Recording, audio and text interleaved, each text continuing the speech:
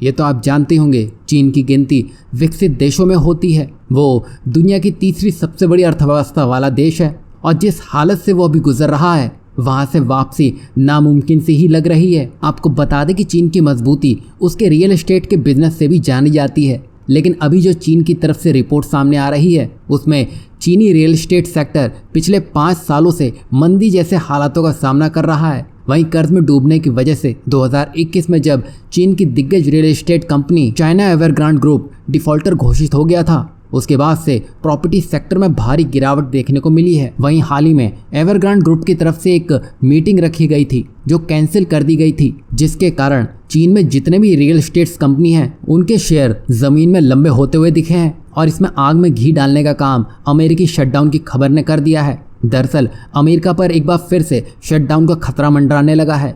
यदि शटडाउन हुआ तो स्थिति काफ़ी बिगड़ सकती है और वहीं इस स्थिति से निपटने के लिए सिर्फ 30 सितंबर तक का ही समय है। यदि 1 अक्टूबर से पहले फैसला नहीं लिया गया तो शटडाउन लग जाएगा और इससे पहले भी कई बार शटडाउन यूएस में लग चुका है, जिसमें ट्रंप के कार्यकाल में सबसे लंबा 35 दिन का शटडाउन रहा था। वहीं सरल शब्दों में समझें तो जब यूएस की सरकार एजेंसियों और सरकारी कामकाज के लिए पर्याप्त फंडिंग पास करने में असमर्थ हो जाती है तो ऐसी स्थिति में सरकारी शटडाउन की घोषणा कर दी जाती है और जब तक शटडाउन रहेगा तब तक कर्मचारियों को उनकी सैलरी नहीं मिलेगी। वहीं खास बात तो यह है कि अमेरिका पर कर्ज का भार 33 ट्रिलियन डॉलर तक पहुंच चुका है। वहीं सरकार को फंड देना कांग्रेस की जिम्मेदारी है और ये फंड दे भी दिया जाता है तो ये जाता कहाँ है, जिसमें एक रिपोर्ट सामने आई है कि अमेरिका 24 बिलियन डॉलर युद्धग्रस्त यूक्रेन को देने के प्रयास में है, लेकिन इस पर कांग्रेस राजी नहीं है। मतलब यूक्रेन को मदद दी जाएगी तो अमेरिकी सरकार को देश चलाने के लिए फंड नहीं मिलेगा और अगर फंड नहीं मिलता है तो अक्टूबर आते आते अमेरिका में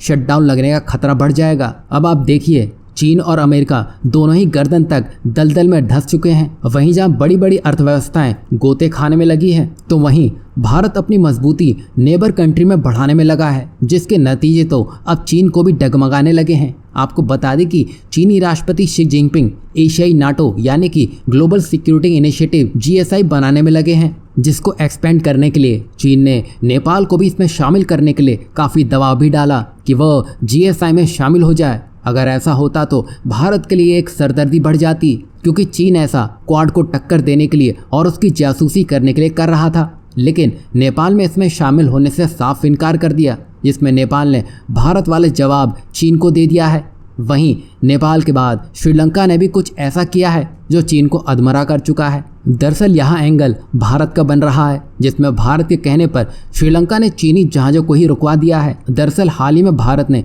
मिसाइल परीक्षण करने के लिए नोटम जारी किया था, जिसमें कुछ मिसाइल इतनी खास है कि जो चीन के लिए उत्सुकता का कारण बन गई, जिसके कारण वो अपने जासूसी जहाज श्रीलंका भेजने की तैयारी में था, जिससे वो भारत पर कड़ी नज़र रख सके, जिसके लिए वो अपने खास जहाज शिनयान 6 को भेजने में लगा था। और चीन कुछ करता उससे पहले ही भारत ने तुरंत श्रीलंका से बात करना शुरू कर दिया और जो पहले कभी नहीं हुआ वो श्रीलंका ने करके दिखा दिया, जिसमें श्रीलंका ने चीन के जहाज़ों को श्रीलंका में रुकने की इजाज़त नहीं दी और साथ ही श्रीलंका ने यह भी कहा कि भारत की चिंताएं श्रीलंका के लिए अहम हैं। आपको बता दें कि पिछले साल भी ऐसा ही कुछ हुआ था। भारत ने मिसाइल परीक्षण के लिए अपने नोटम या नोटिस को रद्द कर दिया था, क्योंकि चीन पहले ही अपने जंगी जहाज़ों को काम पर लगा चुका था।